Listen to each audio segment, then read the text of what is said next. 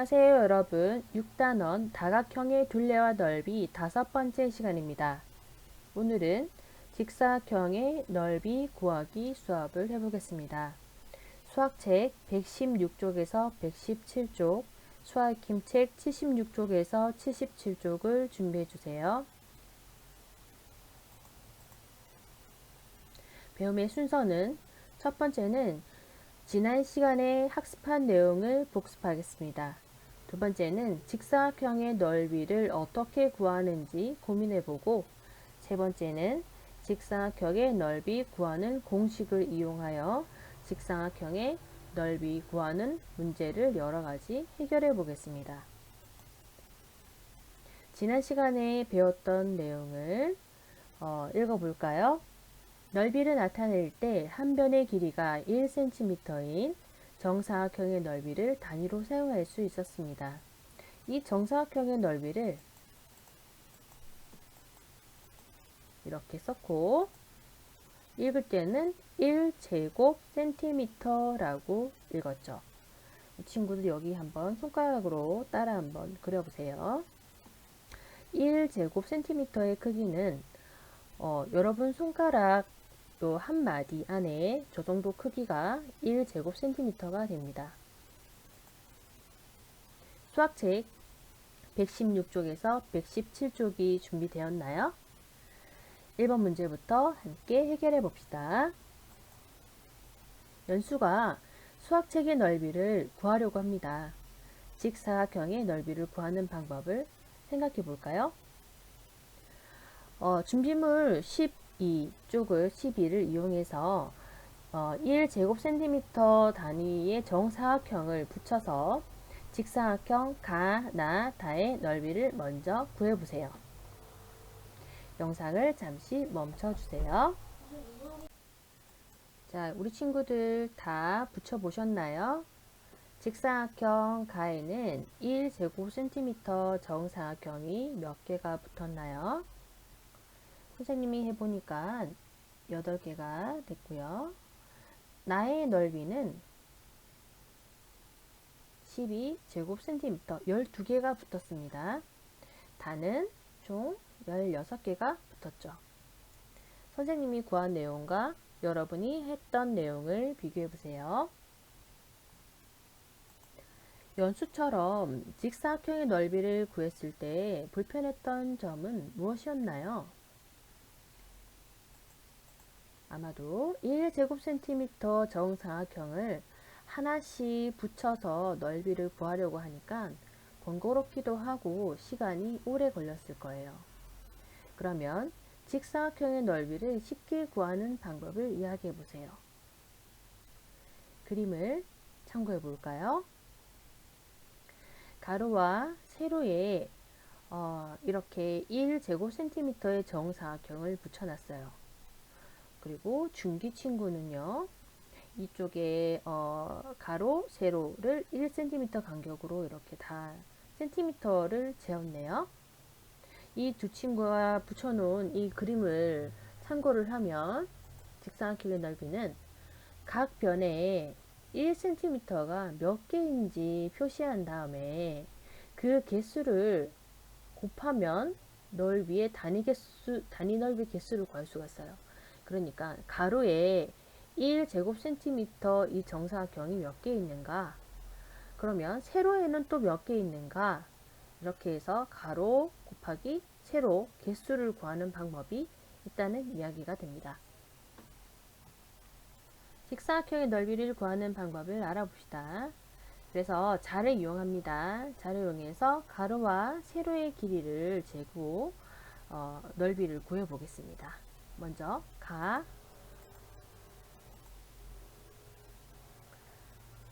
가로의 가로의 길이는 4cm, 세로는 2cm.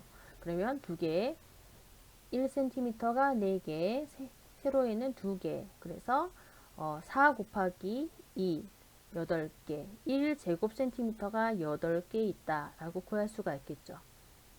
나는 가로가 4, 세로가 3입니다. 가로가 4개가 있고요. 1제곱센티미터가요. 세로가 3개 있다라고 했을 때 2개를 곱해주면 개수를 구할 수가 있습니다. 마찬가지로 12제곱센티미터가 됩니다. 다는 4, 4, 16이 되겠죠. 그래서 직사각형의 넓이를 구하는 방법을 가로와 세로를 사용해서 식으로 나타내어 보겠습니다. 자, 직사각형의 넓이는 그러면 뭐와 뭐라고 할 수 있을까요? 선생님과 같이 한번 적어 보겠습니다. 직사각형의 넓이는 가로의 길이 곱하기 세로를 하면 직사각형의 넓이를 구할 수가 있습니다. 자, 정사각형은 직사각형이다. 맞죠? 그래서 정사각형도 직사각형의 넓이 구하는 방식으로 가로 곱하기 세로를 이용해서 구할 수가 있어요. 그런데 정사각형의 가로와 세로는 길이가 같죠. 그래서 이 남자친구의 말을 읽어볼게요. 정사각형의 둘레를 구할 때처럼 한 변의 길이라는 말을 써서 가로 대신에 한 변의 길이, 세로 대신에 한 변의 길이 이렇게 나타낸다면 한 변의 길이 곱하기 한 변의 길이 이렇게 곱하면 정사각형의 넓이를 구할 수 있습니다. 자, 직사각형의 넓이를 구하는 방법과 정사각형의 넓이 구하는 방법의 같은 점은 가로와 세로를 곱해준다. 다만 차이점은 가로와 세로라는 말 대신에 정사각형은 한 변의 길이라는 말을 썼다는 것 외에는 크게 차이점이 없습니다. 자, 종이로 주어진 크기의 직사각형을 만들고 넓이를 구해봅시다. 라는 문제를 해결해 보겠습니다. 가로와 세로의 길이가 주어져 있습니다. 그러면 직사각형의 넓이는 가로 곱하기 세로를 하면 된다 그랬어요.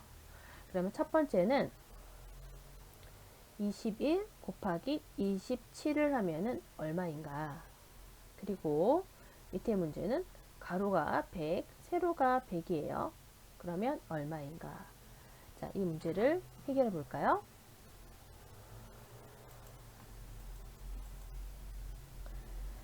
첫 번째는 567, 두 번째는 많이 나옵니다. 수아의 김책 풀이 시간입니다. 수아의 김책 76쪽에서 77쪽 문제를 먼저 해결하고 다시 선생님과 만납시다. 잠시 영상을 멈춰주세요. 자, 1번 문제부터 풀어보겠습니다. 그림을 보고 네모안에 알맞은 수를 써 넣으세요. 1제곱센티미터가 직사각형의 가로에 몇 개 있습니까? 선생님하고 세어볼까요? 하나, 둘, 셋, 넷, 다섯, 6개 있네요. 그래서 6개 있다. 자, 세로에는 몇 개 있습니까? 하나, 둘, 셋, 넷, 4개 있습니다.